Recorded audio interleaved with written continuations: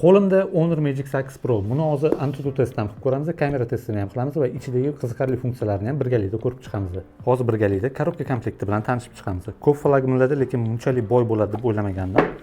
Masalan, S26 Ultra bilan solishtiradigan bo'lsak, ichida bunchalik ko'p narsa chiqmaydi. Masalan, telefonimiz o'zi endi hamma yoqda chiqadigan narsa. Buni ichini ochadigan bo'lsak, eng qiziq tomoni o'zining ichidan chexol ham chiqar ekan. Xuddi shunaqa silikonoviy.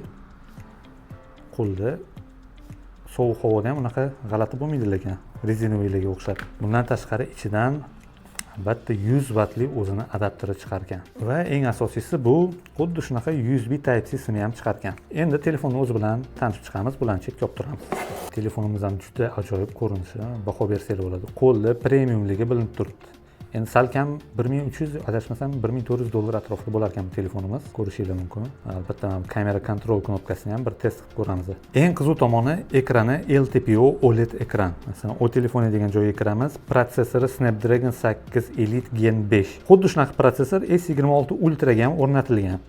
Va adashmasam Antutu testida S26 Ultra 3,5 yoki 3,6 million ball yig'gan. Bu telefonimizni ham bitta tekshirib ko'ramiz. Va flagmanlar orasida eng zo'r tomoni S26 Ultrada 5000 mAh batareya, batareyada o'zgarish bo'lmagan, lekin bu telefonimizda ko'rib turganingizdek 7100 mAh batareya. Bu degani batareya bo'lmay kiradigan bo'lsa, hozirgi 70% sig'imda bemalol 41 soat ishlaydi deyapti. Lekin o'zi aslida oladigan bo'lsa, o'yinlar o'ynaydigan yoki YouTube, Instagramlarda video ko'radigan bo'lsa, bu taxminan adashmasam bir kunga yetishi kerak. Telefonimizning oldki qismida xuddi shunaqa selfie kamerasi bor va yonida yana bitta kamera bor.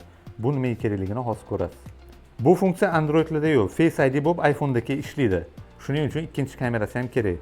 Bundan tashqari telefonimizning o'zida 12 operativ xotira bo'ladi, lekin eng zo'r tomoni xuddi shu tunglar yoqadigan bo'lsa, yana o'zini pamyatidan 12 GB qo'shadi, ya'ni 24 GB operativ xotira bo'lar ekan. Va endi tungi rasmlarni olib, kamerasini ham test qilib ko'ramiz. Hozir ekrangizda ko'rishingiz mumkin. Video bilan rasmga olishi qanaqa va sifati qanaqa chiqishini bilib olishingiz mumkin bo'ladi. Mana stabilizatsiya bilan qimirlatyapman. Hozir natijasini ham bitta ko'rib olasizlar.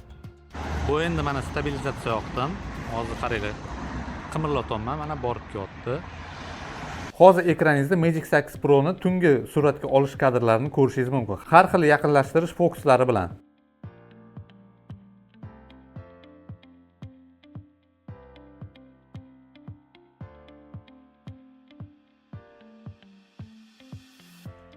Bu smartfonimizni Antutu testda ham tekshirib ko'rdik. Ko'rib turganingizdek 3.109.000 ball yig'di. Endi mana bu funksiyasiga bitta qo'l qo'ysanglar kerak. Mana bu yondagi kamera kontrol tugmasini xohlagan narsaga o'zgartirsak bo'ladi, o'zimizga kerakli narsaga yoki umuman o'chirib ham qo'ysak bo'lar ekan. Masalan, kameraga, xohlasangiz AI qanaqadir funksiyaga va Honor'ning o'zini AI ham bor. Xullas, xuddi shu joydan o'zingizga kerakli narsaga ulasangiz bo'ladi. Eng qiziq tomoni bu animatsiya nimadir eslatyaptimi? Hozir sizga ko'rsataman nimani eslatayotganini.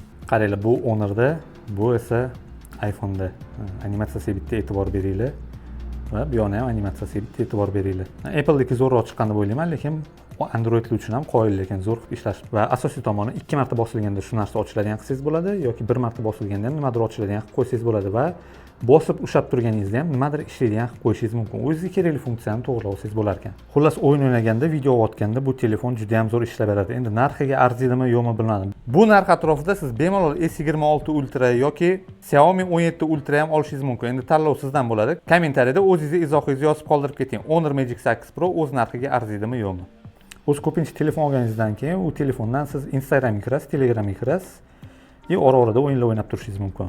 Atak bu kamerasidan ko'p foydalanasiz deb o'ylamayman. Agar Instagram, YouTube'ga kontent olaman deb olayotgan bo'lsangiz, unda ko'pchilik hozir optimizatsiya bo'yicha yaxshi bo'lgan iPhone'ni tanlashadi. Keyingi obzorlarda endi boshqa telefonlarni ham obzor qilishga harakat qilaman. Qisqaroq, xuddi shunaqa Londa degandek bo'ladi. 15 minut, 20 minutlik bo'lmaydi. Hammaga rahmat. Sog' bo'linglar.